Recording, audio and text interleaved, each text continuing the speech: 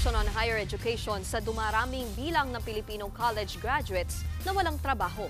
Ayon kay CHED Chairperson Shirley Agrupis, tumaas daw ng higit 2 percentage points ang bilang ng mga unemployed college graduates sa bansa mula sa bilang nito noong Disyembre. Pinapakita lang daw nito na kung sino pa ang pinaka-edukadong mamamayan ay sila pa ang nahihirapang maghanap ng trabaho. Paliwanag ng CHED, hindi lang daw ito usapin ng numero sa unemployment. Kahit daw kasi may mga oportunidad sa trabaho, hindi raw tumutugma ang bilang ng mga yan sa skills o kakayahan ng mga graduates. Nito lamang Hunyo, nadagdagan ng nasa 330,000 ang bilang ng mga walang trabaho sa bansa base sa datos ng Philippine Statistics Authority.